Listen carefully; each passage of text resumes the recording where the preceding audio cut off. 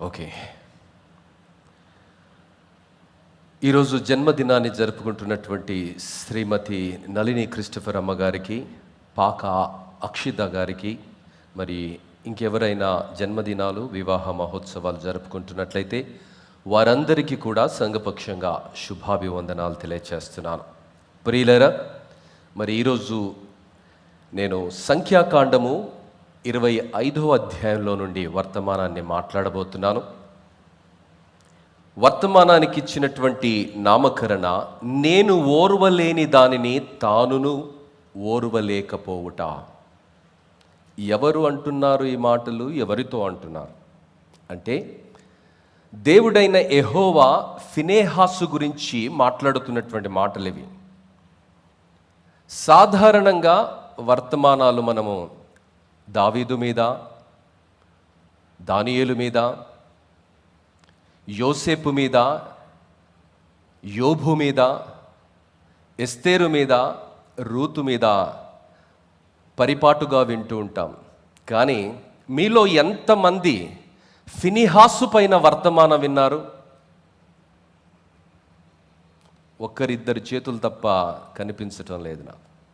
ఎందుకు ఈ ఒక అద్భుతమైనటువంటి వ్యక్తి మీద వర్తమానాలు ఎందుకు బోధకులు చెప్పట్లేదు అన్నది ఆలోచన చేస్తే, ఆయన చేసిన పని ఎంత గొప్పదో చాలామంది మర్చిపోయాం.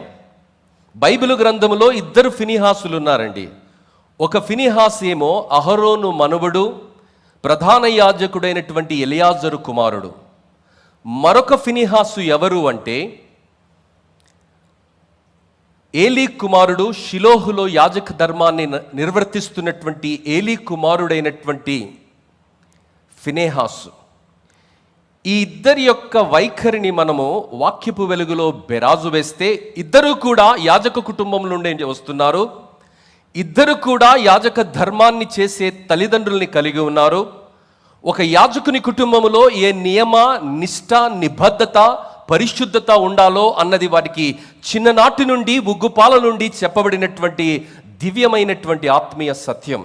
అయితే మరి ఇద్దరి జీవితాలను మనం చూస్తే, ఆ జీవితాలు, ఒకరి వైఖరి దేవుని పట్ల ఎలా ఉంది అంటే, మరి అహరోను మనవుడైనటువంటి ఫినెహాసు వైఖరి అత్యంత భయభక్తులు కలిగి, ఆయన నామము నిమిత్తమై రోషము కలిగినటువంటి వాడు. అహరోను మనవడు, ఎలియాజరు కుమారుడు. రెండవ ఫినెహాసు, ఏలీ కుమారుడైనటువంటి ఫినెహాసు యొక్క వైఖరి దేవుని పట్ల ఏ విధంగా ఉంటుంది? దేవుని పట్ల అలక్ష్యంగా ఉన్నాడు.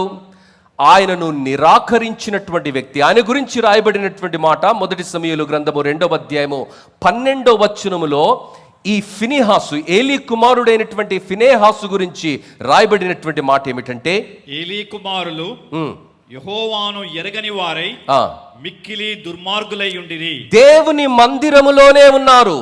దేవుని యాజక ధర్మాన్ని జరిగించే కుటుంబంలో నుండే వచ్చారు. ప్రతిరోజు నిష్ఠ, నిబద్ధత కలిగినటువంటి ఆచారాల నడుమనే వారు ఎరిగారు. కానీ వారి జీవితం ఎలా ఉందో తెలుసా? దేవుడు అంటే ఎవడో వారికి తెలియదండి. ఎంత విచారం కదా దేవుని బిడ్డ. ఈరోజు చాలామంది క్రైస్తవులు పుట్టుకతో క్రైస్తవులు అండి, తాతలు ముత్తాతలు కూడా క్రైస్తవులే, కానీ వారి జీవితంలో మత్సుకు కూడా భక్తి కనిపించదు. ఫినెహాసు లాంటి జీవితాన్ని కలిగి ఉన్నారు. రెండో విషయం ఏంటంటే, పాపం పట్ల ఈ ఇద్దరి ఫినెహాసుల స్పందన ఎలా ఉందంటే, మరి అహరోను మనవుడైనటువంటి ఫినెహాసు, ఎలియాజరు కుమారుడైనటువంటి ఫినెహాసు పాపాన్ని చూసి సహించలేకుండా ఆయన పాపాన్ని అంతమొందించినటువంటి వ్యక్తి.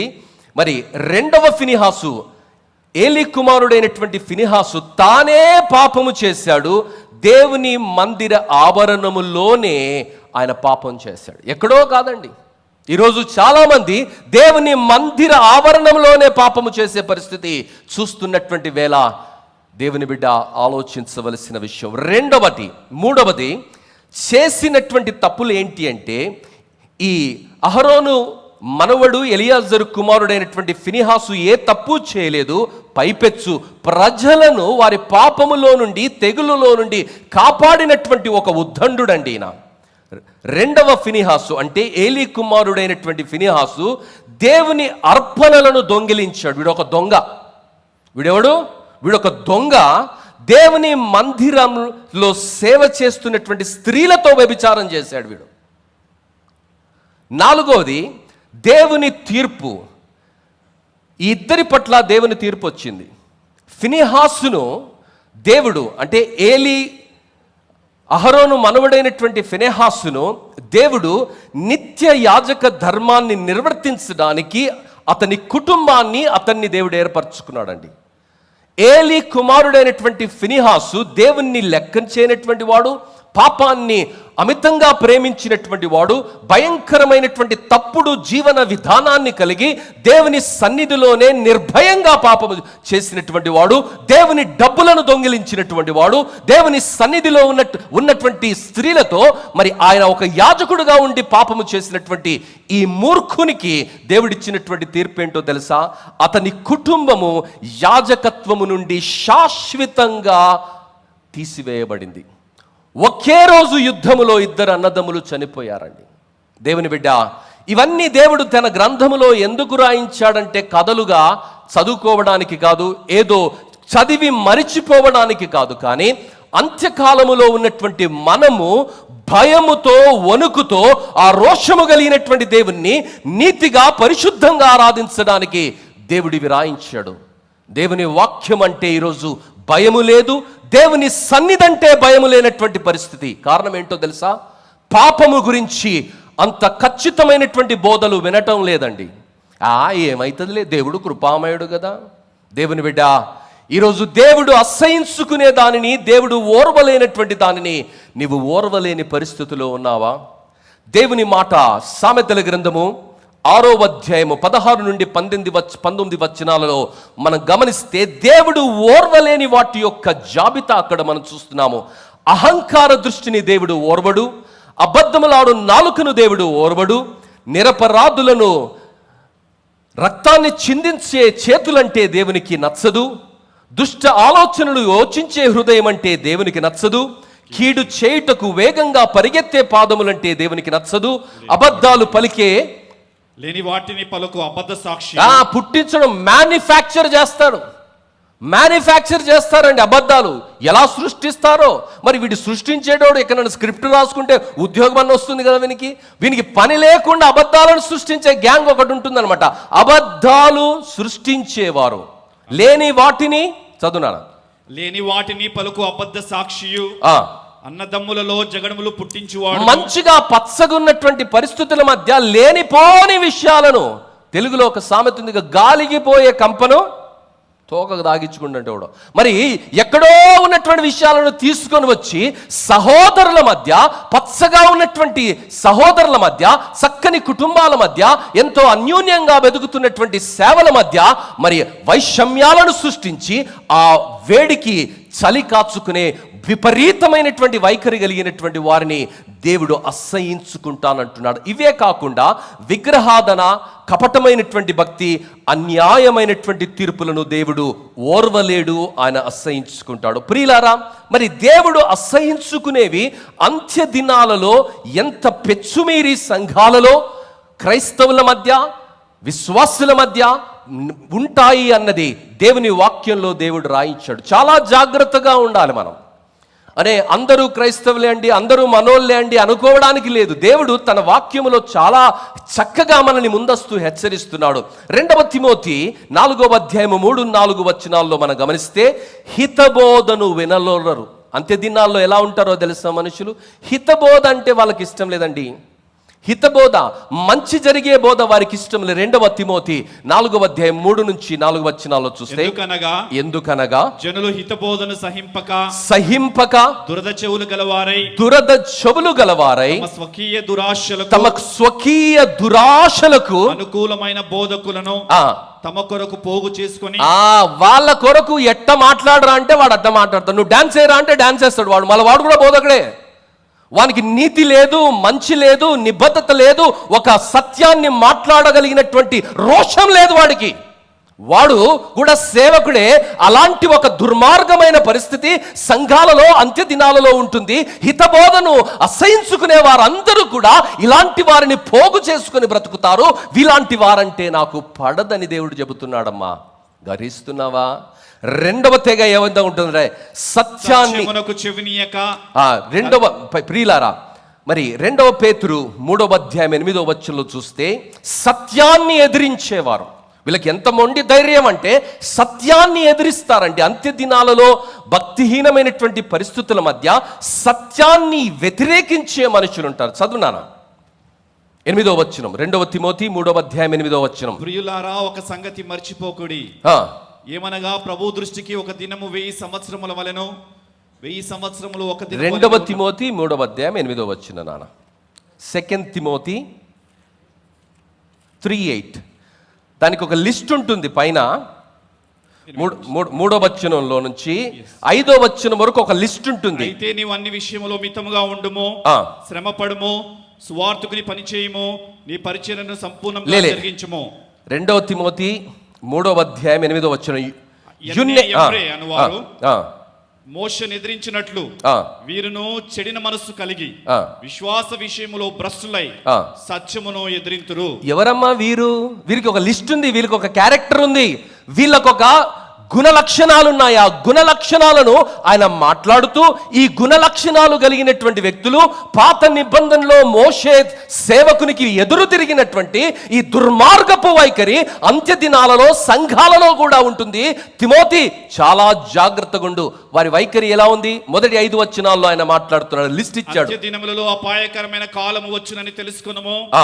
ఎలాగనగా మనుషులు స్వార్థప్రియులు, ధనాపేక్షకులు, బింకములాడువారు, అహంకారులు, దూషకులు, తల్లిదండ్రులకు అవిధేయులు, కృతజ్ఞత లేని వారు, అపవిత్రులు, అనురాగరహితులు, అతిద్వేషులు, అపవాదకులు, అజితేంద్రియులు, క్రూరులు, సజ్జన ద్వేషులు, ద్రోహులు, మూర్ఖులు, గర్వాంధులు, దేవుని కంటే సుఖానుభవం ఎక్కువగా ప్రేమించువారు, పైకి భక్తి గల వారి వలె ఉండియు దాని శక్తి ఆశ్రయించని వారునై యుందురు.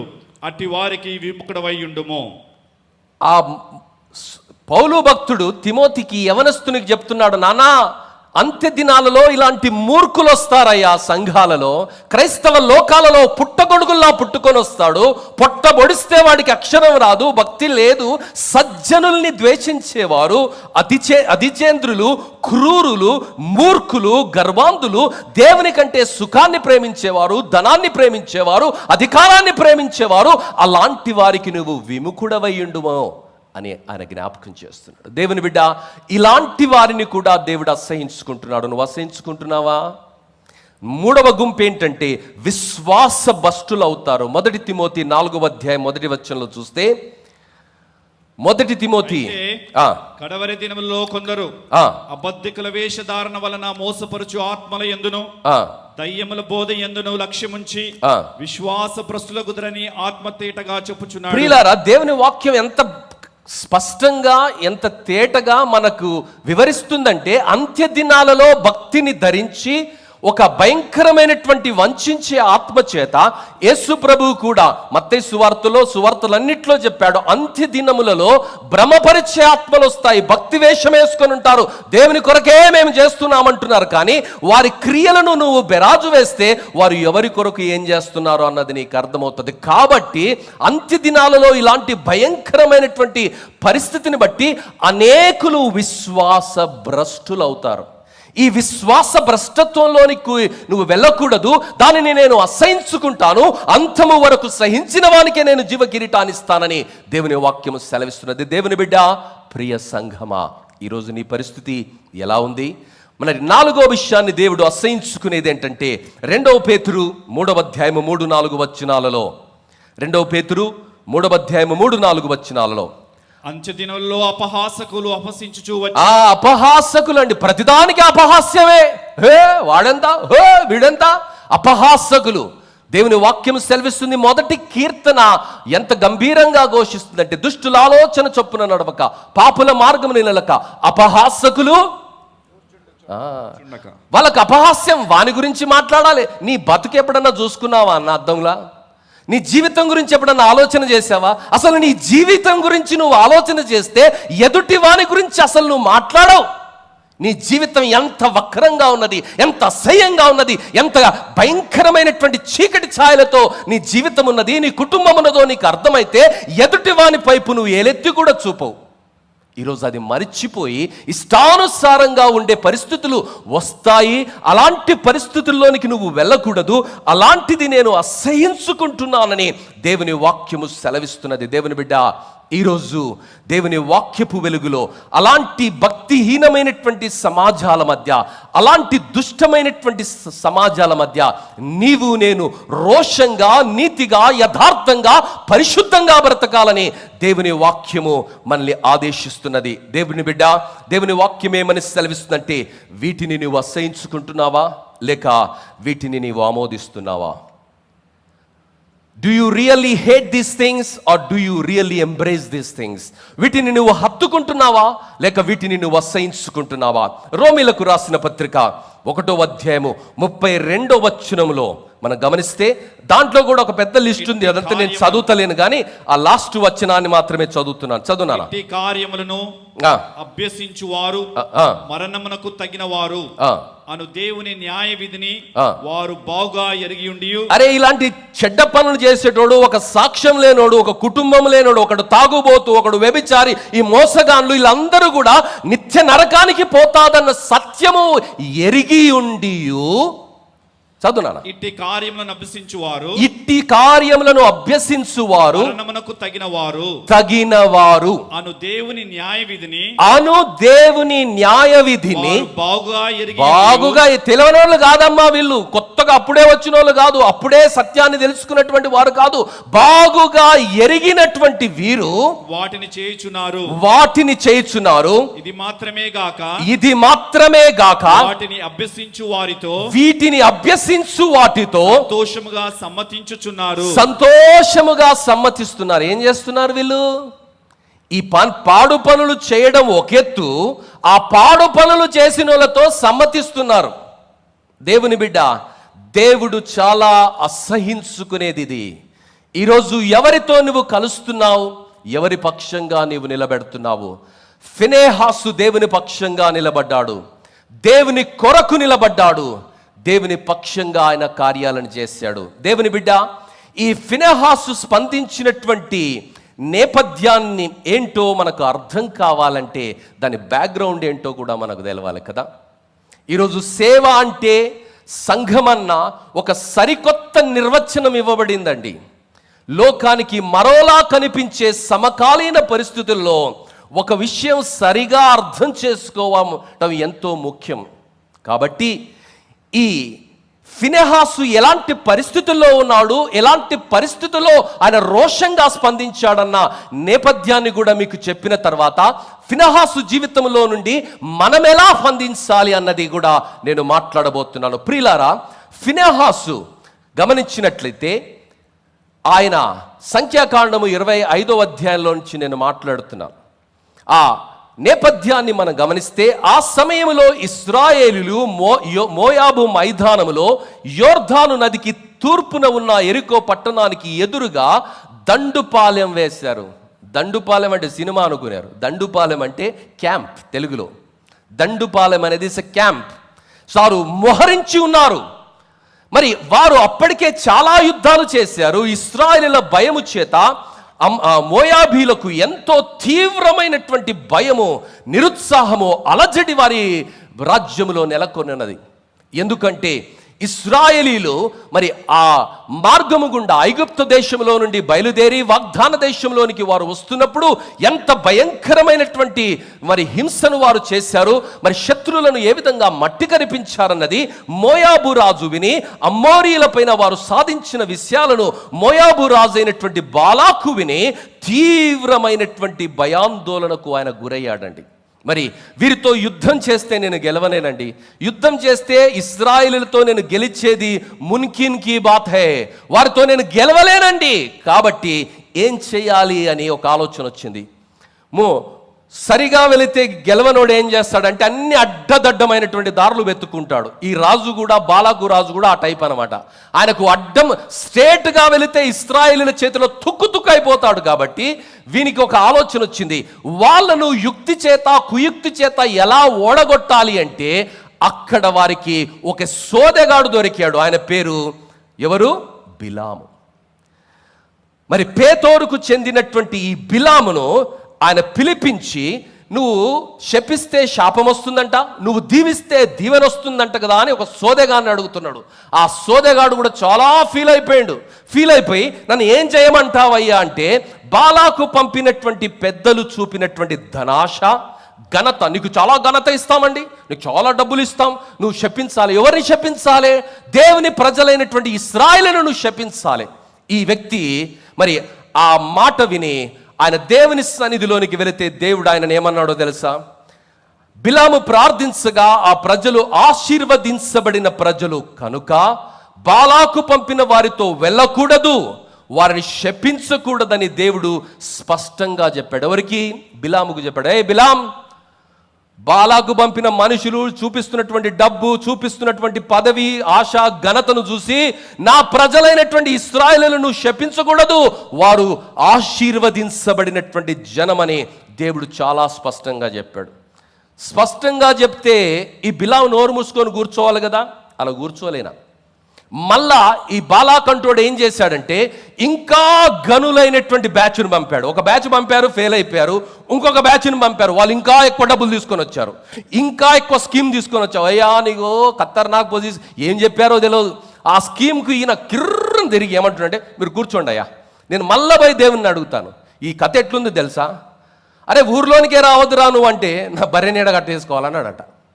దేవుడు చెప్తున్నాడానికి, అరే నువ్వు నాకు ప్రార్థనే చేయదు, వారు ఆశీర్వదించబడినటువంటి జనము, వారిని శపించొద్దని దేవుడు చెబుతుంటే ఆ పేరాశను బట్టి, ఆ మనుషులు చూపిస్తున్నట్టు ఆ ఆశను బట్టి రెండవసారి దేవుని సన్నిధిలోనికి వెళ్ళి అడిగితే దేవుడు ఆయనతో ఏమన్నాడంటే, వీనికి ఇష్టం ఉన్నట్టున్నది ఆ మనుషులతో వెళ్ళటం కాబట్టి ఆ మనుషులతో నువ్వు వెళ్ళు, కానీ ఆ ప్రజలను నీవు శపించకూడదు.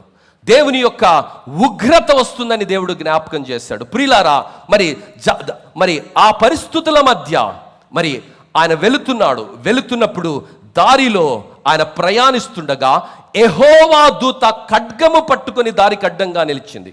బిలాము కళ్ళకు ఆ దూత కనిపిస్తలేదు.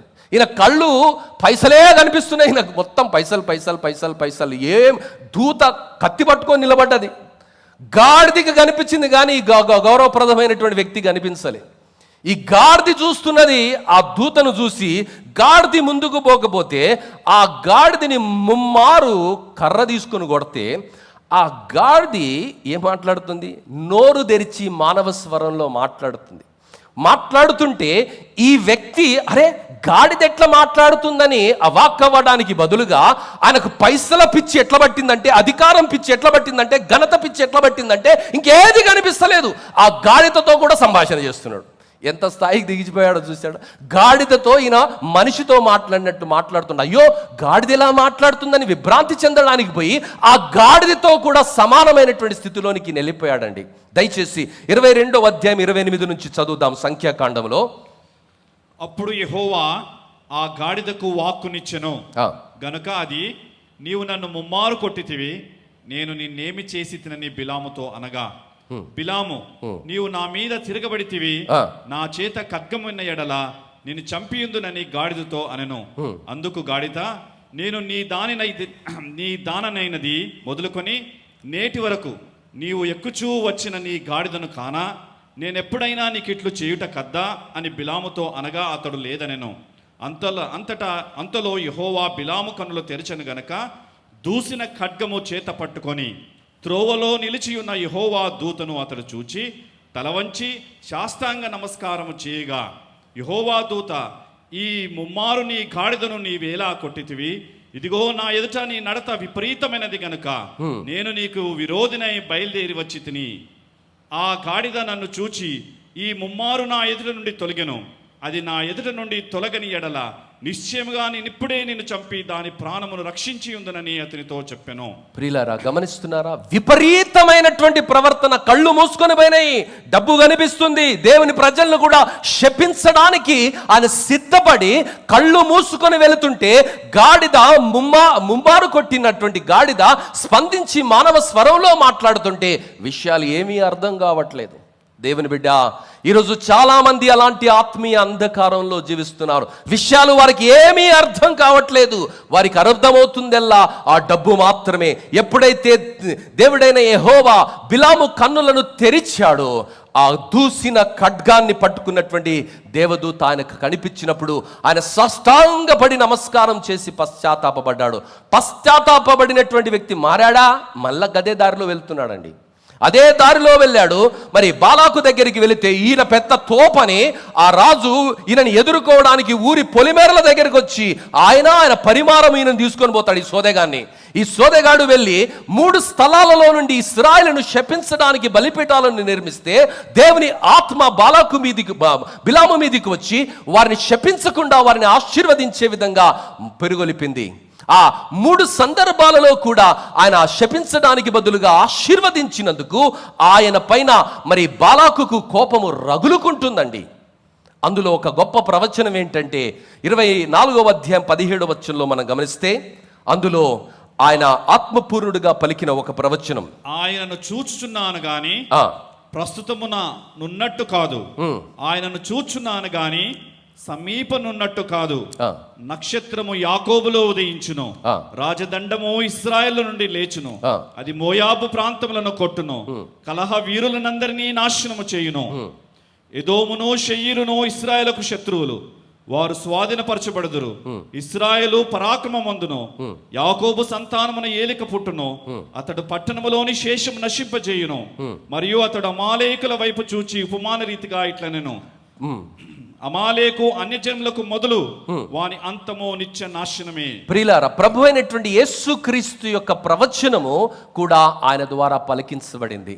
ఈరోజు మరి ఆ 3 స్థలాలలోనికి వెళ్ళినటువంటి ఈ బిలాము ఇశ్రాయేలును శపించడానికి పురిగొల్పబడినప్పటికీ దేవుని ఆత్మ వారిని ఆశీర్వదించే పరిస్థితుల్లోనికి నడిపితే ఆ విషయాన్ని చూసినటువంటి మోయాబు రాజు అయినటువంటి బాలాకుకు తీవ్రమైన నిరుత్సాహము, కోపం వచ్చింది. బిలాముతో అంటుంటే బిలాము ఏమంటున్నాడో తెలుసా? వారు మరి ఇశ్రాయేలులో దేవుని చేత ఆశీర్వదించిన పడినటువంటి ప్రజలు, వారిని నేను శపించలేను. దేవుని బిడ్డ, మరి ఈరోజు మరి అలాంటి ఆశీర్వదించబడినటువంటి జనులలోనికి సమస్యను ఎవరు తీసుకొని వచ్చారు? ఎలా తీసుకొని వచ్చారు? మరణం ఎలా వచ్చింది? తెగులు ఎలా వచ్చింది? భయంకరమైనటువంటి విలయం ఎలా తాండవించింది అంటే ఈయనే మహానుభావుడు. ఈయన ఏం చేశాడంటే, నేనేం చేసినా కూడా దేవుడు వీళ్ళను శపించేది లేదని, దేవునికి అసహ్యమైనటువంటి పని వీళ్ళతో చేయిస్తే దేవుడంతటా దేవుడే వీళ్ళను శపిస్తాడన్నది వాని ఆలోచన.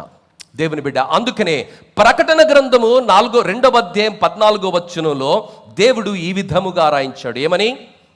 ప్రకటన గ్రంథము 2వ అధ్యాయం 14వ వచనంలో, నేను నీ మీద కొన్ని తప్పిదములు మోపవలసి ఉన్నది, అవేవనగా విగ్రహములకు బలి ఇచ్చిన వాటిని తిననట్లును, జారత్వము చేయునట్లును, ఇశ్రాయేలుకు ఉరియొడ్డమని బలాకునకు నేర్పిన బిలాము బోధను అనుసరించువారు నీలో ఉన్నారు. వీడు బాలాక్ ఏం చెప్పాడంటే, నా సార్ 3 సార్లు తీసుకుపోయినావు కానీ నేను శపిస్తాం అనుకుంటే దేవుని ఆత్మ నా మీద దిగొచ్చేయాలని దీవించమని చెబుతుంది. కాబట్టి నీకు ఒక యుక్తి అయినటువంటి వ్యూహాన్ని చెబుతా, దేవుడే వీళ్ళను శపించేలాగా నేను ఒక వ్యూహాన్ని చెబుతా.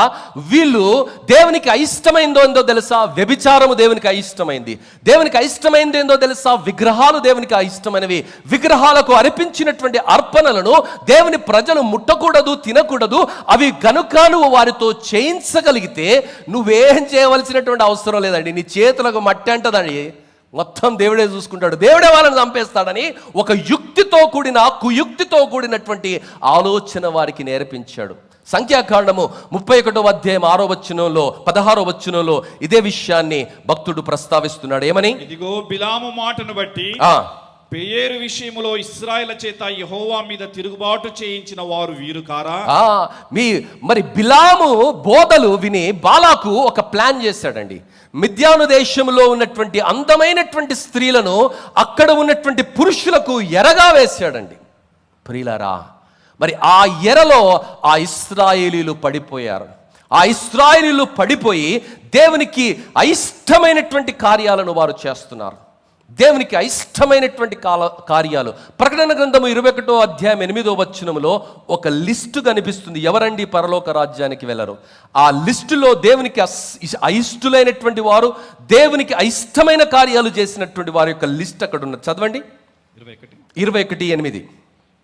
పిరికివారును అవిశ్వాసులను నరహంతకులు వ్యభిచారులు మాంత్రికులు విగ్రహారాధకులు అబద్ధికులను అగ్ని గంధకములలో మండు గుండములో పాలు పొందుదురు. ఇది రెండవ మరణము.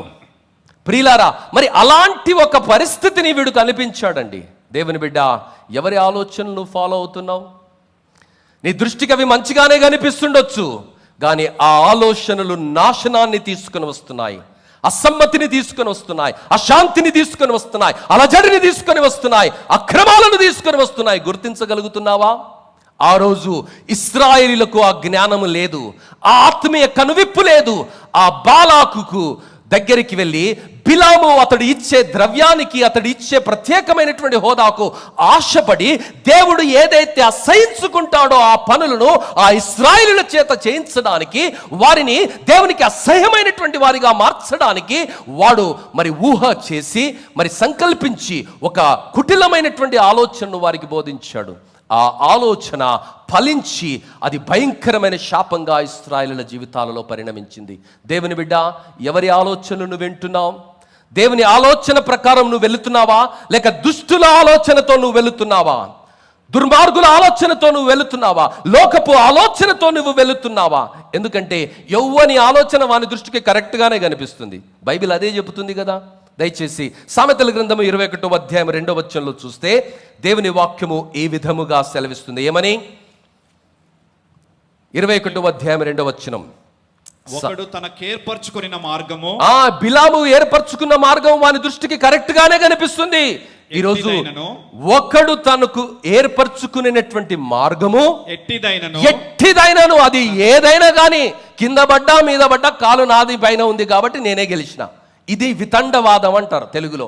మరి ఇలాంటి వాదాన్ని వాడు ఏర్పరచుకున్నా, అది ఎట్టిదైనను సరే, వాడు ఏర్పరచుకున్నటువంటి మార్గము ఎట్టిదైనను తన దృష్టికి అది న్యాయంగా, అది తన దృష్టికి న్యాయం. అబ్బా, ఆయన దృష్టికి అది న్యాయం. నేను చెప్తున్నది న్యాయం సార్, నేను చెప్తున్నది ధర్మం సార్, నేను అన్యాయం మాట్లాడతలే, నేను చేసింది కరెక్ట్ సార్ అని అంటున్నాడు. కానీ దేవుని వాక్యం ఏమంటుందో తెలుసా? కిందికి చదువునాను. యెహోవాయే హృదయములను పరిశీలించేవాడు, నీతి న్యాయములను అనుసరించి నడుచుకొనుట బలులు నర్పించుట కంటే యెహోవాకు ఇష్టము. దేవుని బిడ్డ, నీ దృష్టిలో నీవు నీతిమంతునిగా కనిపించవచ్చు, నీ దృష్టిలో నువ్వు కరెక్ట్ గానే అనిపించవచ్చు, కానీ దేవుడు తీర్పు తీర్చే రోజున్నది, తక్కెడలో తూచే రోజున్నది. నీ బ్రతుకు కాలములోనే దాన్ని నీకు దయచేయబోతున్నాడు. ఎప్పుడో కాదండి, ఎప్పుడో కాదు. దేవుని బిడ్డ, మరి లోకములోనే అన్యాయస్తులకు, అక్రమార్కులకు తీర్పు జరుగుతున్నటువంటి వేళ, ఈ మధ్య కాలములో మరి గతించినటువంటి వారంలో ఒక డిఎస్పి గారిని అరెస్ట్ చేశారు. ఆయన 400 కోట్లు అక్రమంగా సంపాదించాడండి. కానిస్టేబుల్ నుంచి డిఎస్పి అయ్యాడు. సారు ఎంత మేనేజ్ చేశాడో, 30 ఏళ్ళ జర్నీనో 35 ఏళ్ళ జర్నీనో, ఎంతమంది దగ్గర దోచుకున్నాడో తెలియదండి. దోచుకొని తెలుగులో ఒక సామెత ఉంది కదా, మరి 1000 ఏనుగులను తిన్నటువంటి గద్ద అంట ఒక గాలివాన కింద పడి చచ్చిందంట. అట్టనే ఈయన ఒక దర్శనానికి వెళుతూ చిట్టా రాసిచ్చిండు, వాట్సాప్ పంపిండు. ఆ వాట్సాప్ ఆయన జీవితానికి నాశనం అని. బైబిల్ ఏమంటుందో తెలుసా? భక్తిహీనుడు వాని నోటి మాటను బట్టి చిక్కులో పడతాడు. ఇదే జరిగిందండి. దేవుని బిడ్డ, ఎవడు కూడా అన్యాయస్తుడు బ్రతకలేడండి. దేవుడు న్యాయం తీరుస్తాడు. ఎందుకంటే పరలోకమందు ఆయన ఉన్నాడు. తాత్కాలికంగా అది ఒక ఆరాటంగా, పోరాటంగా నీకు కనిపించవచ్చు, కానీ ఆ స్థితిలో నీవు నిలవగలిగితే ఆ స్థలములోనే దేవుడు నిన్ను హెచ్చించి నీ నీతిని మధ్యాహ్న సూర్యుని వలె ప్రపంచానికి చూపిస్తాడు. ఆ ఒత్తిడికి నువ్వు లోను కాకూడదు, ఆ ఒత్తిడికి నువ్వు బానిస కాకూడదు. చాలా మంది ఆ ఒత్తిడిలో బానిసలైపోయారు. ఆదాము అవ్వలు ఒత్తిడికి బానిస అయ్యారు. ఆ తర్వాత వారి జీవితం ఏమైంది? లోతు భార్య తప్పుడు ఆలోచనకు బానిస అయిపోయింది. సంసోను బలవంతుడండి, ఆయన ముందల సింహము కూడా నిలవలేకపోయింది, ఆయన ముందల ఏ శక్తి కూడా నిలవలేకపోయింది. అలాంటి ఒక బలహీనుడు ఒక బలహీనమైనటువంటి ఆలోచన చేత బందీగా చేయబడ్డాడు. గెహాజీ ఆశ అనే ఒక ఆలోచనకు పట్టుబడి ఆయన కుష్ఠరోగాన్ని తీసుకుని వచ్చాడు. ఆకానుడు ఒక స్వార్థం అనే ఆశను బట్టి ఆయన కుటుంబం అంతా సర్వనాశనం అయిపోయింది. సౌలు మరి ఆ పదవి అనే కాంక్షను బట్టి ఆయన జీవితాన్ని ఆయననే వల్లకాడుగా మార్చుకున్నాడు. యూదా ద్రోహపూరితమైనటువంటి ఆలోచనతో దేవుణ్ణి వెంబడించి ఆయన జీవితం ఏ విధంగా ముగిసిపోయిందో మనకు తెలుసు. దేవుని బిడ్డ, మరి ఈరోజు ఏ ఆలోచన నిన్ను నడిపిస్తుంది? ఏ ఆలోచన నిన్ను నడిపిస్తుంది? ప్రతి ఆలోచన నీకు ఆశీర్వాదం కాదు, దేవుని ఆలోచనే నీకు ఆశీర్వాదం. నన్ను అడుగుము, నేను నీకు ఆలోచన చెప్తా. ఏ మార్గములో నీవు నడవాలో, ఏ మార్గము నీకు మేలు కలుగుతుందో, ఏ మార్గము నీకు ఆశీర్వాదంగా ఉంటుందో, ఏ మార్గము నీకు దీవెనకరంగా ఉంటుందో, ఏ మార్గము నీకు మేలు చేస్తుందో దేవుని వాక్యములో ఆయన రాశాడండి. అందుకనే మరి సొలొమోను మహారాజు దేవుని సన్నిధిలో ఆయనను రాజుగా దేవుడు మలచిన తర్వాత ఆయన ఏమని ప్రార్థన చేస్తున్నాడంటే, ఒక అద్భుతమైనటువంటి ప్రార్థన చేస్తున్నాడు. ఆ ప్రార్థనలో ఆయన భూములు ఈ ప్రభా, నాకు అధికారమే ప్రభా, శత్రువుల ప్రాణాలు ఇవ్వు ప్రభా అని ఆయన అడగట్లేదు. ఏమడుగుతున్నాడో తెలుసా? దయచేసి 3వ అధ్యాయము 1 రాజుల గ్రంథం 28వ వచనం చివరి మాటలో, అంతటా ఇశ్రాయేలీయందును రాజు తీర్చిన తీర్పును గూర్చి విని న్యాయము విచారించుటయందు రాజు దైవ జ్ఞానము నొందిన వాడని. దైవ జ్ఞానం కావాలి, క్రుక్కెడ్ జ్ఞానం కాదు, కకృతి జీవితం కాదు, తప్పుడు జ్ఞానం కాదండి. దేవుని జ్ఞానాన్ని మనం కలిగి ఉండాలి. దేవుని జ్ఞానము నీకు లేదంటే దేవుని వాక్యం ఏమంటుందో తెలుసా? యాకోబు పత్రిక 1వ అధ్యాయము 5వ వచనం ఏమని సెలవిస్తుందంటే, మీలో ఎవనికైనను జ్ఞానము కొదువగా ఉన్న ఎడల వాడు ఏం చేయాలి? నన్ను అడగాలి. చదువమ్మా. మీలో ఎవనికైనను జ్ఞానము కొదువగా ఉన్న ఎడల అతడు దేవుని అడగవలెను. దేవుని అడగవలెను, అప్పుడది అతనికి అనుగ్రహింపబడును. అది వానికి అనుగ్రహించబడును. ఈ జ్ఞానం ఎలా ఉంటుందో తెలుసా? చదవండి 3వ అధ్యాయం 17వ వచనము, అదే యాకోబు పత్రిక. ఈ జ్ఞానము పైనుండి దిగి వచ్చినది కాక భూ సంబంధమైనదియు ప్రకృతి సంబంధమైనదియు దయ్యముల జ్ఞానము వంటిదియునైనది ఉన్నది. ఏలైనగా మత్సరమును వివాదమును ఎక్కడ ఉండునో అక్కడ అల్లరియు. లేదా 17వ వచనం నాన్న, 3:17. అయితే పైనుండి వచ్చు జ్ఞానము మొట్టమొదట పవిత్రమైనది, తరువాత సమాధానకరమైనది, మృదువైనది, సులభముగా లోబడినది, కనికరముతోనూ మంచి ఫలములతోనూ నిండుకున్నది, పక్షపాతమైనను వేషధారణైనను లేనిదయ్యున్నది. ప్రియులారా, ఇదండి దేవుడిచ్చే జ్ఞానం. పక్షపాతం లేనటువంటి, మృదువైనది, సులువుగా లోబడేది. పట్టుకున్న కుందేలుకు 3 కాళ్ళంటే 3 కాళ్ళ వివాదము వితండవాదం కాదండి, సులువుగా లోబడేది దేవుడిచ్చేటువంటి జ్ఞానం. దేవుని బిడ్డ, ఆ జ్ఞానాన్ని నువ్వు కోరుకుంటున్నావా? దేవుని వాక్యం అంటున్నది. మరి సామెతల గ్రంథం 8వ అధ్యాయం 1-4 వచనాల్లో ఒక ఆహ్వానం ఇస్తున్నది. ఆ జ్ఞానం ఏమని ఆహ్వానం ఇస్తుంది? జ్ఞానము ఘోషించుచున్నది, జ్ఞానము ఘోషించుచున్నది, వివేచన తన స్వరమును వినిపించుచున్నది. త్రోవ ప్రక్కను రాజవీధుల మొగలలోను నడి మార్గములోను అది నిలుచుచున్నది. గుమ్మముల యొద్దను పురద్వారమునొద్దను పట్టణపు గౌనుల యొద్దను నిలవబడి అది ఇలాగు గట్టిగా ప్రకటన చేయుచున్నది. మానవులారా మీకే నేను ప్రకటిస్తున్నానయ్యా. నరులకు మీకే నా కంఠస్వరం వినిపిస్తున్నాను. జ్ఞానము లేని వారలారా జ్ఞానము ఎట్టిదైనది తెలుసుకొనుడి. జ్ఞానము ఎట్టిదైనను తెలుసుకోండి. బుద్ధిహీనులారా బుద్ధి ఎట్టిదైనను యోచించి చూడుడి. ప్రియులారా, ఈ రోజు ఆ జ్ఞానం మనకు కావాలి. ఈ లోకములో, పాప లోకములో భయంకరమైనటువంటి ఆత్మలు, వంచే ఆత్మలు పెచ్చుమీరి పైకి భక్తి కనిపిస్తూ శక్తి లేనటువంటి జీవితాలు, సాక్ష్యము లేనటువంటి జీవితాల మధ్య దేవుని కొరకు నిష్కచ్చితంగా, యథార్థంగా, నమ్మకంగా, పవిత్రమైనటువంటి జ్ఞానాత్మ చేత నింపబడి జీవించినట్లయితే మన జీవితాలు కూడా అర్ధాంతరంగా ముగిసిపోయే ప్రమాదం ఉన్నది. కాబట్టి జ్ఞానాత్మతో మనం ప్రవర్తించాలి. ఈరోజు ఫినెహాసు జీవితంలో నుండి 3 సత్యాలను చూద్దాము. ఫినెహాసు ఒక విశ్వాసిగా మన గురుతర బాధ్యత ఏమిటో అన్నది ఆయన మనకు జ్ఞాపకం చేస్తున్నాడు. విశ్వాసిగా అంటే గుడికి రావాలి, కానుకేసాం, పోయామండి, మా పని అయిపోయింది, అది కాదండి. మరి గుడికి వచ్చిన తర్వాత విశ్వాసిగా నీ బాధ్యత ఏంటో కూడా ఫినెహాసు జీవితంతో నుంచి దేవుడు జ్ఞాపకం చేస్తున్నాడు.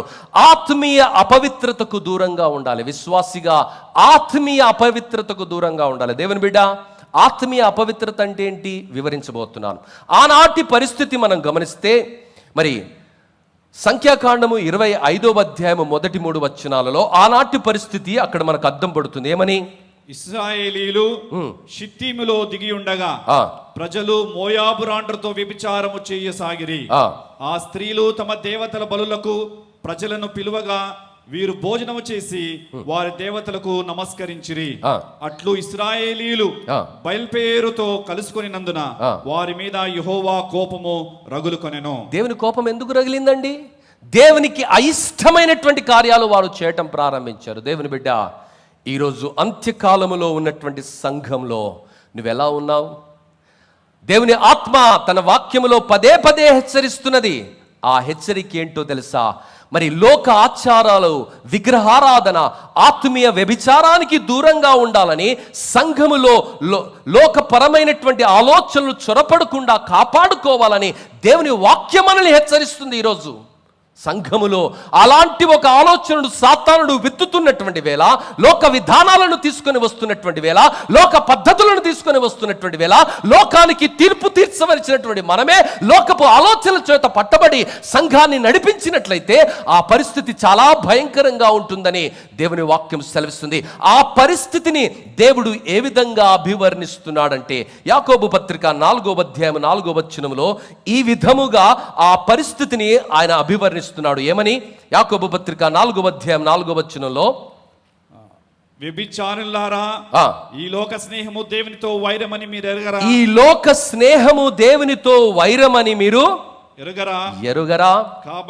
కాబట్టి ఎవడు ఈ లోక స్నేహము చేయగోరనో వాడు దేవునికి శత్రువగును. ఆయన మన యందు నివసింపజేసిన ఆత్మ. మరి దేవుని వాక్యము మరొకసారి చదువునా? 4:4 మరొకసారి చదువు. వ్యభిచారిణులారా.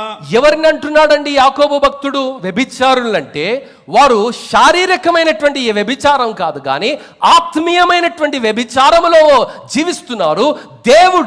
దేవుని ఆత్మ అలాంటి స్థితిని అసహించుకుంటుంది. కాబట్టి లోక విధానాలను సంఘములోనికి, విశ్వాస లోకంలోనికి తీసుకొని రాకూడదు.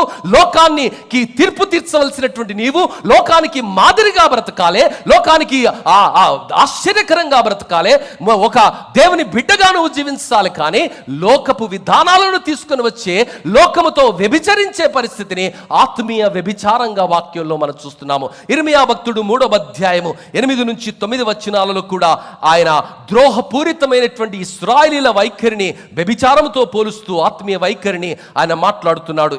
8వ వచనం, ఇశ్రాయేలు వ్యభిచారము చేసిన హేతువు చేతనే నేను ఆమెను విడిచిపెట్టి ఆమెకు పరిత్యాగ పత్రిక ఇయ్యగా విశ్వాసఘాతకురాలకు ఆమె సహోదరి అయిన యూదా చూచియు తానును భయపడక వ్యభిచారము చేయుచు వచ్చుచున్నది. అంటే ఎంత భయంకరమైనటువంటి స్థితి అంటే, ఒకరిని చూసి ఒకడు దేవునికి వ్యతిరేకమైన ఆత్మీయ జీవితాన్ని జీవిస్తున్నారండి. ఎంత భయంకరమైన స్థితి! ఆ రోజు దేవుడు ప్రవక్త అయినటువంటి ఇర్మియా ద్వారా హెచ్చరించాడు. అదేవిధంగా ప్రవక్త అయినటువంటి మరి ఆయన హెచ్కేలు ద్వారా కూడా హెచ్చరిస్తున్నాడు. హెచ్కేలు గ్రంథము 16వ అధ్యాయము 32వ వచనములో ఆయన ఈ విధముగా హెచ్చరిస్తున్నాడు. ఏమని అంటే, అన్యులను చేర్చుకును కదా, పురుషులు వేశ్యలకు పడుపు సొమ్మిచ్చెదరు కదా, నీ వీట కాండ్రు నలుదిక్కుల నుండి వచ్చి నీతో వ్యభిచరించున్నట్లు వారికందరికి నీవే సొమ్మిచ్చుచూ వచ్చితివి. అయ్యో, ఎంత భయంకరమైనటువంటి ఆత్మీయ స్థితి ఇశ్రాయేలీలది. దేవుని బిడ్డ, ఈరోజు దేవుని వాక్యం మనల్ని హెచ్చరిస్తున్నది. మన జీవితము ఏ విధముగా జీవిస్తున్నాము దేవుని వాక్యము సెలవిస్తున్నది. ఆ రోజు ఫెనేహాసు దేవుని వాక్యము సెలవిస్తున్నది. ఫెనేహాసు దేవునికి వ్యతిరేకమైనటువంటి జీవితాన్ని జీవించాడు. ఫెనేహాసు దేవుడు అసహించుకుంటున్నటువంటి దానికి మరి ఆయన అసహించుకున్నాడని దేవుని వాక్యము సెలవిస్తున్నది. దేవుని వాక్యము 1 కొరింథీయులకు రాసిన పత్రిక 6వ అధ్యాయము 18వ వచనం ఏమని సెలవిస్తుందంటే, మరి దేవుని వాక్యము ఈ విధంగా మనల్ని హెచ్చరిస్తున్నది. ఏమని? జారత్వమునకు దూరముగా పారిపోవుడి. మనం ఈ లోకములో ఉన్నటువంటి అనేకమైనటువంటి పరిస్థితుల నుండి దూరంగా పారిపోవాలి. మనల్ని మనము పరిశుద్ధంగా కాపాడుకోవాలి. మన ఆత్మలు అపవిత్రతకు అంత దూరంగా ఉండాలని దేవుని వాక్యము హెచ్చరిస్తున్నది. 2వ కొరింథీయులకు రాసిన పత్రిక 6వ అధ్యాయం 14వ వచనము ఏమని హెచ్చరిస్తుందంటే, రెండవ కొరింథీయులకు రాసిన పత్రిక, మీరు అవిశ్వాసులతో జోడుగా అవిశ్వాసులతో జోడిగా ఉండకుండి. నీతికి దుర్నీతితో ఏమి నీతికి దుర్నీతితో ఏమి సాంగత్యము? వెలుగునకు చీకటితో ఏమి వెలుగునకు చీకటితో ఏమి పొత్తు? క్రీస్తునకు బెలియాలుతో ఏమి సంబంధము? అవిశ్వాసికి విశ్వాసితో ఏమి సంబంధము? దేవుని ఆలయమునకు విగ్రహములతో ఏమి పొత్తు? దేవుని ఆలయములకు విగ్రహములతో ఏమి పొత్తు? మనము జీవం గల దేవుని ఆలయం, మనము జీవము కలిగిన దేవుని ఆలయమై ఉన్నాము. అందుకు దేవుడిలాగు సెలవిస్తున్నాడు, నేను వారిలో నివసించి సంచరింతును, వారి దేవుడనై యుందును, నేను వారి దేవుడనై యుందును, వారు నా ప్రజలై యుందురు. దేవుని బిడ్డ, దేవుని సంఘమా, నీవు నేను ఎలా బ్రతకాలో నియమావళిని ఆయన రాయించాడు.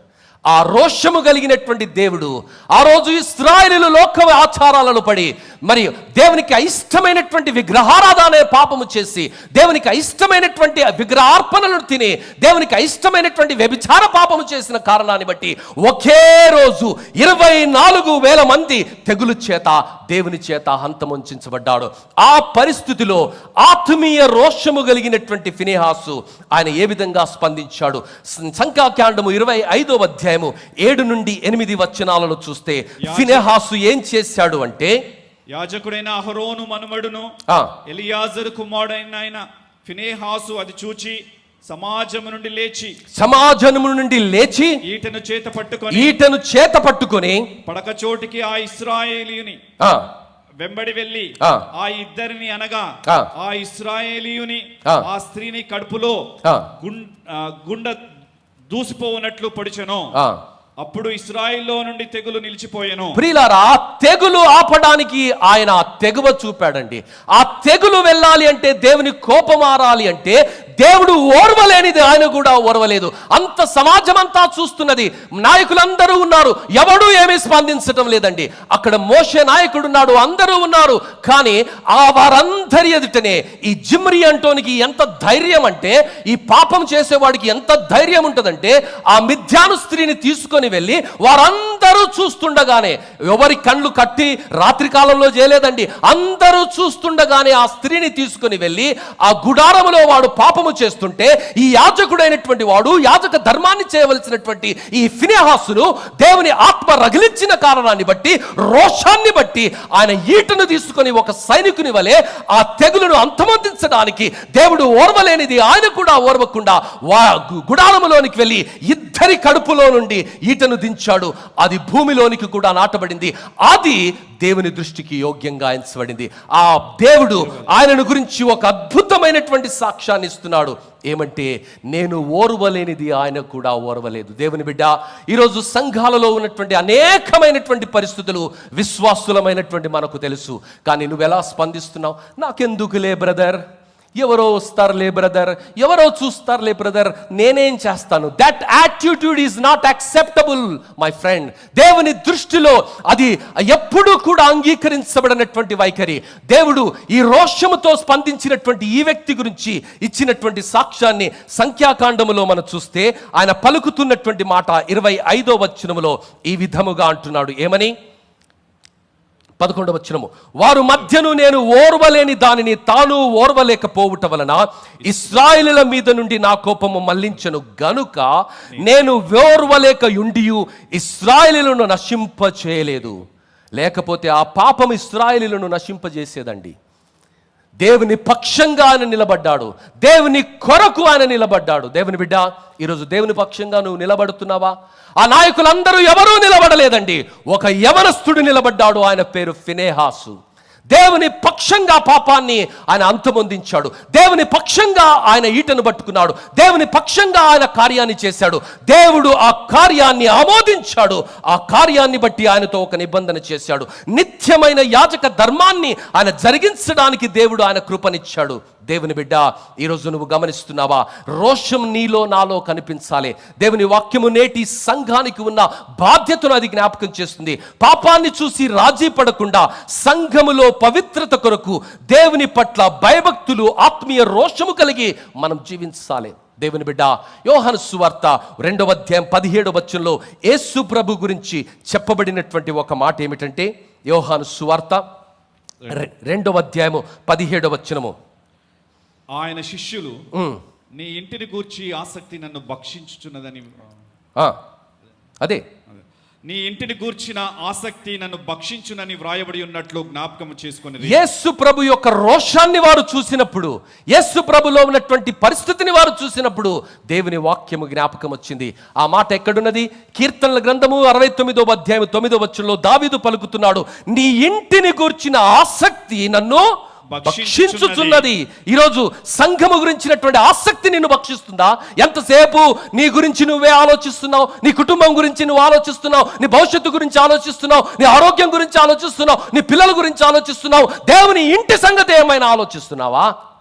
దేవుని ఇంటి సంగతి ఆలోచిస్తే, దేవుని సంఘము సంగతి నువ్వు ఆలోచిస్తే, దేవుని పక్షంగా నువ్వు రోజంగా నిలబడితే నిన్ను నీ కుటుంబాన్ని ఆశీర్వదిస్తానని దేవుడు వాగ్దానం చేస్తున్నాడు. మరి ఫినెహాసు ఏదో గొప్ప బోధలు చేసినట్టుగా, ఫినెహాసు ఏదో గొప్ప గొప్ప కార్యాలు చేసినట్టుగా రాయబడలేదు. కానీ ఫినెహాసు చేసినటువంటి కారణం ఏమిటంటే, దేవుడు ఓర్వలేని దానిని ఆయన కూడా ఓర్వలేకుండా ఆ భయంకరమైనటువంటి పాపాన్ని ఆయన రోషముతో స్పందించిన కారణాన్ని బట్టి ఆయన రోషాన్ని దేవుడు నీతిగా ఎంచాడు. ఆయనతో నిత్యమైన నిబంధన చేశాడు. ఆయన కుటుంబానికి యాజక ధర్మాన్ని నిరంతరంగా ఆయన ఆపాదించాడు. దేవుని బిడ్డ, ఈరోజు నీ కుటుంబము తరతరాలుగా ఆశీర్వదించబడాలంటే దేవుని సంఘములో, దేవుని కార్యాలలో, దేవుని పరిచర్యలో జరుగుతున్నటువంటి అన్యాయాన్ని, అక్రమాన్ని చూస్తూ సోద్యం చూడడం కాదు, నువ్వు నోటికి ప్లాస్టర్ వేసుకుని కూర్చోవడం కాదు, కానీ దేవుని పక్షంగా, ఇది దేవుని పక్షంగా నన్ను రేపుతున్నదని నీవు కార్యాలు జరిగించిన రోజు దేవుడు నీతోనూ నీ కుటుంబముతోనూ నిత్యమైన నిబంధన చేస్తానని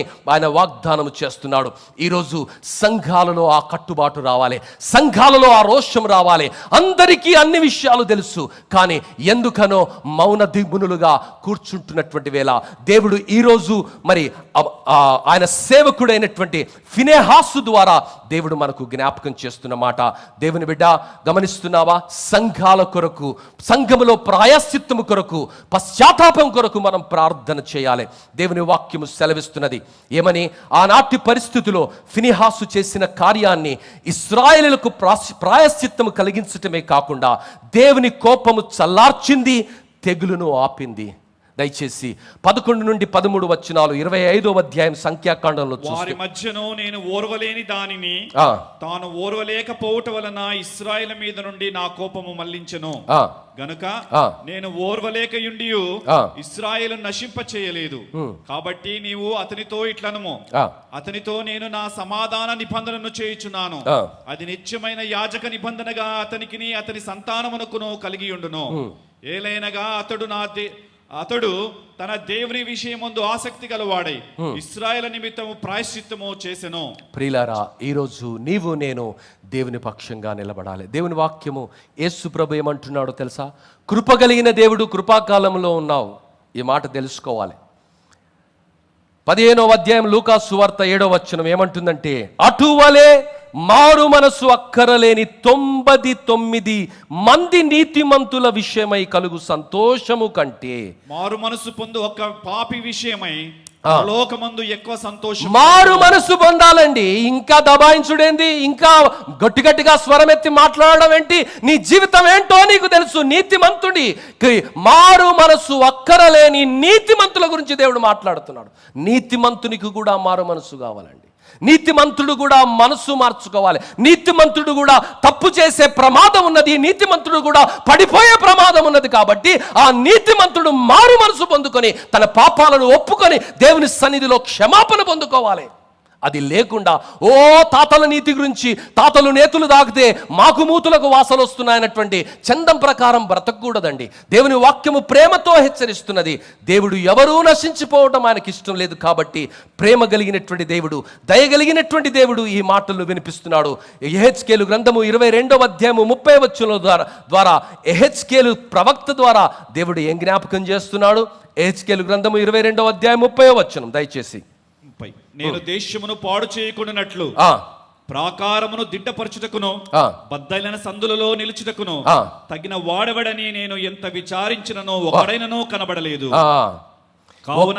ఒక్కడైనను కనబడట్లేదు. దేవా నన్ను నిలబెట్టు ప్రభా. ఆ రోజు నీవు ఫినెహాసుని నిలబెట్టావు ప్రభా. ఫినెహాసు ఇశ్రాయేలులో ఉన్నటువంటి తెగులును ఒక్క పోటుతోనే ఆయన అంతమొందించాడు. భయంకరమైనటువంటి స్థితిగతులను ఆయన మార్చాడు. దేవుని పక్షంగా ఆయన రోషముతో నిలబడిన కారణాన్ని బట్టి దేవుడు అద్భుతమైనటువంటి కార్యాలను జరిగించాడు కదా. మరి ఈ రోజు మా తరములో, మా జీవితాలలో మేము కూడా నీ కొరకు రోషము కలిగి బ్రతుకుతాను, నన్ను బ్రతికించు ప్రభు అని అడుగుతున్నది నీ ప్రార్థననా?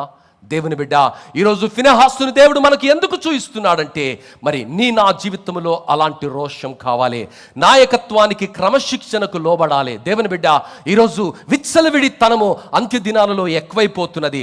ఆనాటి పరిస్థితి ఎలా ఉన్నదో తెలుసా?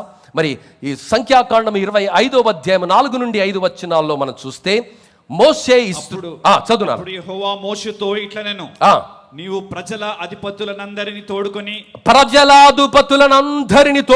యెహోవా సన్నిధిని సూర్యునికి ఎదురుగా వారిని ఉరితీయము. అప్పుడు యెహోవా కోపాగ్ని ఇశ్రాయేలు మీద నుండి తొలగిపో. ఎవరికి ఉరితీయమంటున్నాడండి? ఈ దేవుని ప్రజల్ని ఉరితీయమంటున్నాడు. ఎందుకు తీయమంటున్నాడు? పిచ్చిపట్టా? లేదు, వారు దేవునికి కోపాన్ని తెచ్చారు. వారు చేసినటువంటి పనులను బట్టి దేవుని ఉగ్రత అమాయకులైన మీదకి వచ్చింది. ఆ పాలెమంతా కూడా తెగులు తిరుగుతున్నది. ఆ పాలెమంతా కూడా 24,000 మంది చనిపోవడానికి ఆ కొంతమంది చేసినటువంటి పాపాన్ని బట్టి ప్రధానులను కూర్చోబెట్టి ఆ పాపము చేసిన వారందరినీ ఉరితీయమంటున్నాడు. గమనిస్తున్నావా?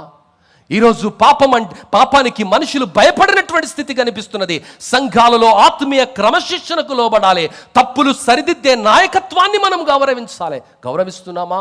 దేవుని బిడ్డ, హెబ్రీయులకు రాసిన పత్రిక 13వ అధ్యాయం 17వ వచనము ఈ విధముగా సెలవిస్తున్నది. ఏమని?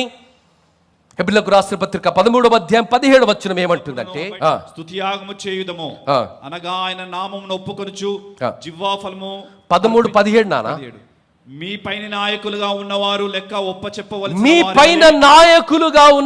లెక్క అప్పచెప్పవలసి ఉన్నది గనుక మీ ఆత్మలను కాయుచున్నారు. చదువు. వారు దుఃఖముతో ఆ పని చేసిన ఎడల మీకు నిష్ప్రయోజనము కనుక దుఃఖముతో కాక ఆనందముతో చేయునట్లు వారి మాట విని వారి లోబడి ఉండు. ఇది వాక్యం చెబుతుందమ్మా. ఎవరి మాట నేను వినాలి, ఎవరి మాట నేను విననంటే అది నీకు ప్రమాదం. యాకోబు పత్రిక 3వ అధ్యాయం 1వ వచనం అంటుంది, మీలో అనేకులు బోధకులు కాకుండా. ఎందుకో తెలుసా? 2 అంతల తీర్పు మీకుంటుంది. ఎవరు చెబితే వారిలా డాన్స్ చేయడానికి నువ్వు లేదు. నేను చెప్పింది నువ్వు చేయాలి. అందుకే నువ్వు నా సేవకుడుగా గుర్తించబడుతున్నావు. ఒకవేళ వినకపోతే అది వారి మాత్రమే. కాబట్టి నువ్వు దుఃఖమైన, ఆయాసమైన, నిందలైన, అవమానమైన, నిరుత్సాహమైన నా మార్గములో నిరంతరము నీవు నడవాలన్నది దేవుని వాక్యం సెలవిస్తుంది. సంఘాన్ని కాపాడడము పాస్టర్ గారి ఒక్కరి బాధ్యత కాదమ్మా.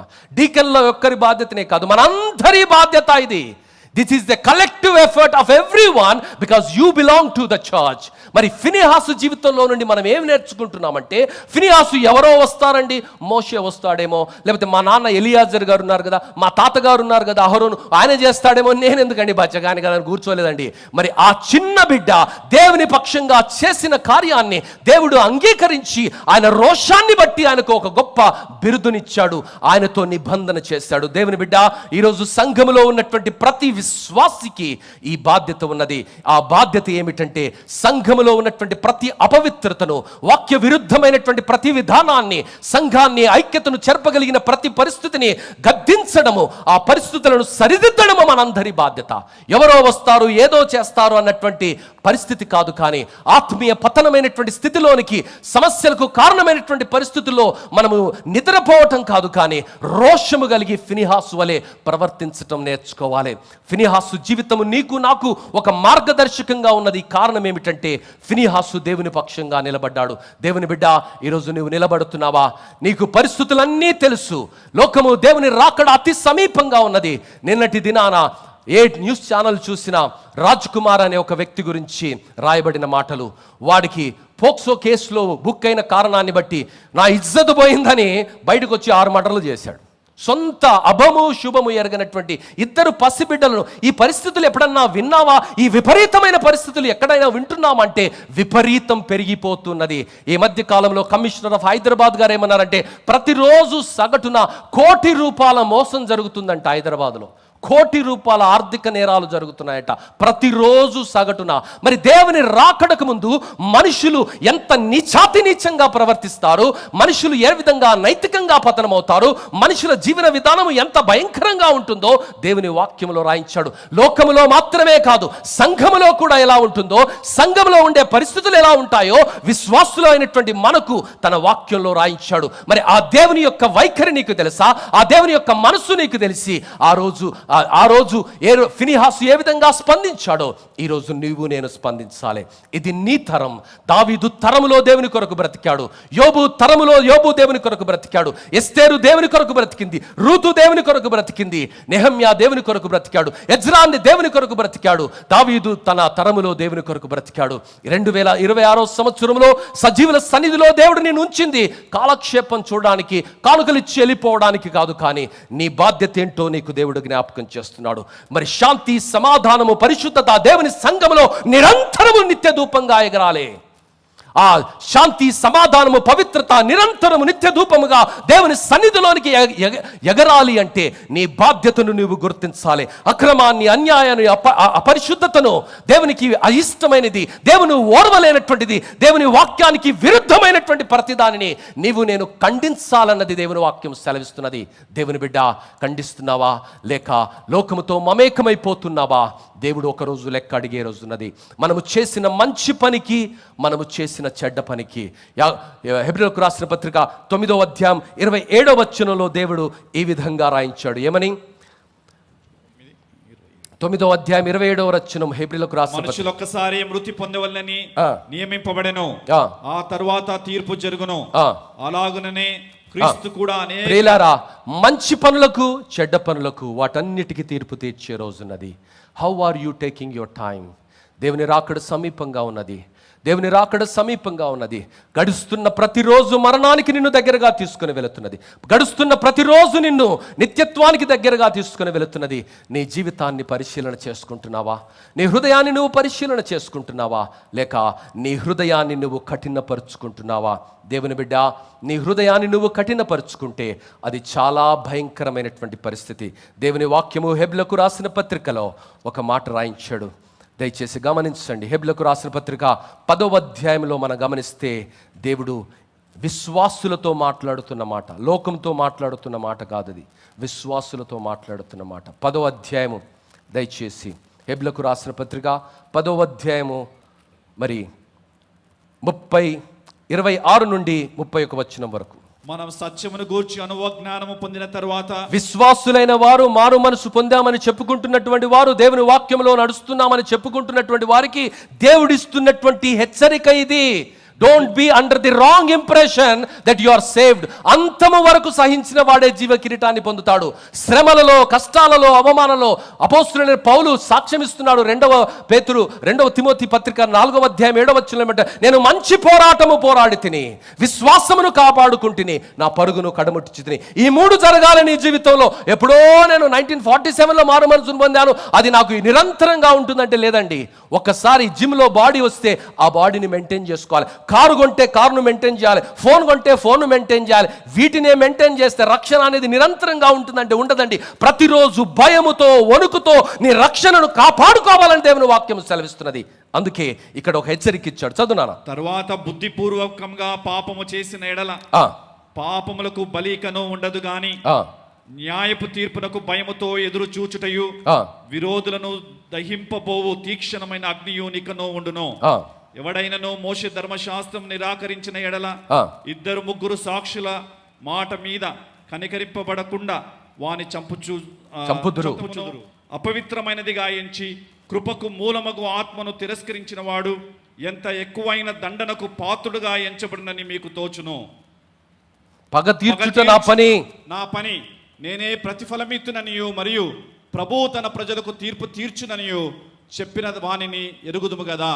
జీవం గల దేవుని చేతిలో పడుట భయంకరమో. మోషే ధర్మశాస్త్రాన్ని మీరితేనే వారిని ఉరిదీసి చంపారండి.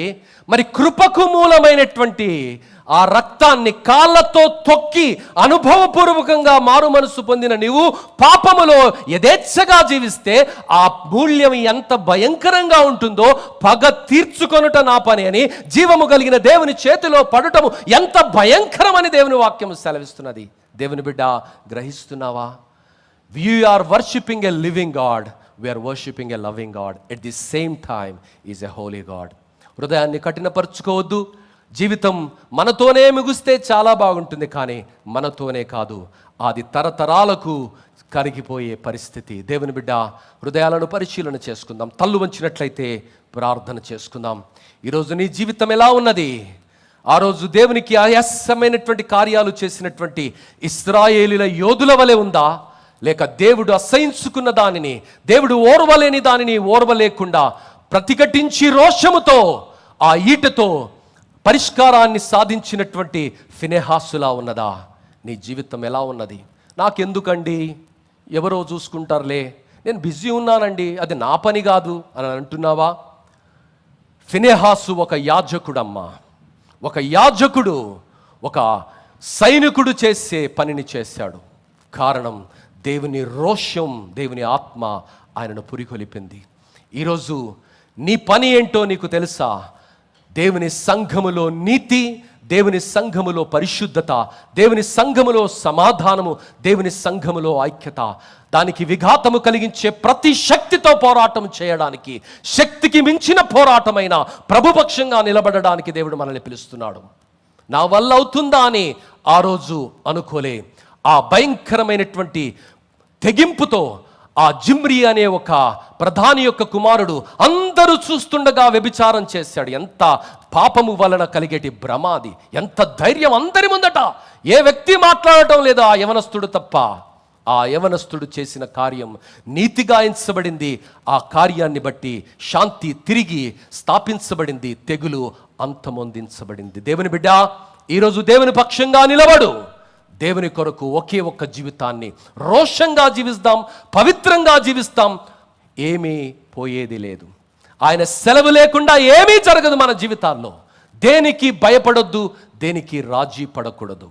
రోషం కలిగి పాపాన్ని, అపవిత్రతను, అన్యాయాన్ని, అక్రమాన్ని ప్రతిఘటించి దేవుని పక్షంగా, దేవుని సంఘములో దేవుని విధానాన్ని, దేవుని రాజ్యములో దేవుని పరిచర్యలో దేవుని యొక్క క్రమాన్ని పరిరక్షించుకుందాం. భావితరాలకు ఆ పవిత్రమైన ధర్మాన్ని వరంగా, ఆశీర్వాదంగా ఇస్తాం. ఆ కృప దేవుడు మనందరికీ దయచేయునుగాక. పరలోకమందున్న మా మంచి తండ్రి, మీకు వందనాలు, స్తుతులు చెల్లిస్తున్నాము. నీ కృపలో మా అందరి జీవితాలలో ఫినెహాసు లాంటి రోషాన్ని రగిలించండి ప్రభా. అపవిత్రమైన కార్యాలను, అన్యాయమైనటువంటి కార్యాలను, అక్రమమైనటువంటి కార్యాలను, నీ వాక్యానికి విరుద్ధమైనటువంటి కార్యాలను, నీవు ఓర్వలేని కార్యాలను ఆయన కూడా ఓర్వలే ప్రభా. నీ పక్షంగా నిలబడి ఆ రోజు 24,000 మంది హంతమొందించడానికి కారణమైనటువంటి ఆ భయంకరమైనటువంటి సాతాను ఆలోచనను బట్టి చెలరేగినటువంటి ఆ తెగులును ఆయన అంతమొందించాడు ప్రభా. ఈరోజు మరి తప్పుడు ఆలోచనను బట్టి జరుగుతున్నటువంటి అనేకమైనటువంటి సమస్యలకు పరిష్కారాన్ని మేము ఇవ్వగలమో అది మాలో ఉన్నది అన్నది మరొకసారి ఆ ఆలోచనను తట్టి లేపినందుకు మీకు వందనాలు చెల్లిస్తున్నాము. మేమందరము కూడా ప్రభా నీ పక్షంగా నిలబడిన రోజు ఒక సైన్యంగా నీ కొరకు నీతి పక్షంగా, యథార్థత పక్షంగా, పరిశుద్ధత పక్షంగా అక్రమాలను, అన్యాయాలను, వ్యతిరేకతలను, తప్పుడు విధానాలను ప్రశ్నించి దేవుని కొరకు ఒక అద్భుతమైనటువంటి జీవాగ్నిగా ఈ సంఘములో మరి రాబో తరాలకు దిక్సూచులుగా మేము మార్చబడతామన్నది నీ వాక్యము సెలవిస్తుండగా మాలో ఆ రోషాన్ని రగిలించుమని నీ సన్నిధిలో ప్రార్థిస్తున్నాము. అవును ప్రభా, మరి ఆ రోజు నాయన ఆ పరిస్థితిని చూసినటువంటి ఫినెహాసు రోషముతో రగిలిపోయాడు ప్రభా. ఈరోజు మాలో అనేకులకు రోషము కనిపించడం లేదు. అనేకులు మాకు పర్వాలేదండి, ఇది ఎవరో చేస్తారులే, దేవుడు చూసుకుంటాడులే బ్రదర్, ప్రార్థన చేస్తున్నాం బ్రదర్ అని కుంటి సాకులు, పిరికి సాకులు చెప్పే మనుషులు చూస్తున్నాం ప్రాణి. ఆ రోజు యవనస్తుడైనటువంటి ప్రభా ఫినెహాసు ఆయన కుంటి కుంటి సాకులు చెప్పలేదు, కానీ తన గురుతర బాధ్యతని ఎరిగి తన తక్షణ కర్తవ్యాన్ని ఆయన గుర్తించి వెంటనే స్పందించిన కారణాన్ని బట్టి ఆయనను నీవు నీతిమంతునిగా, ఆయనతో యాజక ధర్మాన్ని నిత్య నిబంధనగా నువ్వు మార్చావు ప్రభా. ఈరోజు మాకు ఆ రోషాన్ని దయచేయండి ప్రభా, ఆ కృపను మీరు దయచేయండి. నీ సెలవు లేకుండా మా జీవితంలో ఏదీ జరగదు ప్రభా. 139వ కీర్తన 14-17 వచనాలు సెలవిచ్చావు. మా జీవిత దినములన్నీ కూడా నీవు ముందుగానే గ్రంథస్థం చేశావు. నీ సెలవు లేకుండా మా జీవితంలో ఏదీ జరగదు ప్రభా.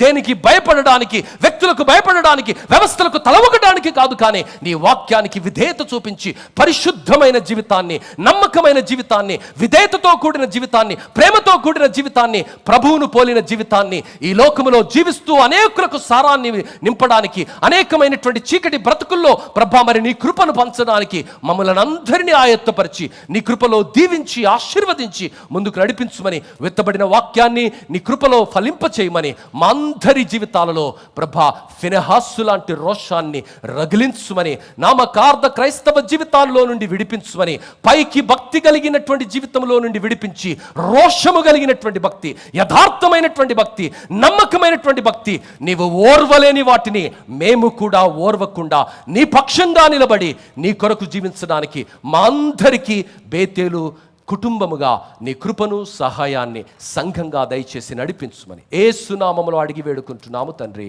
ఆమేన్.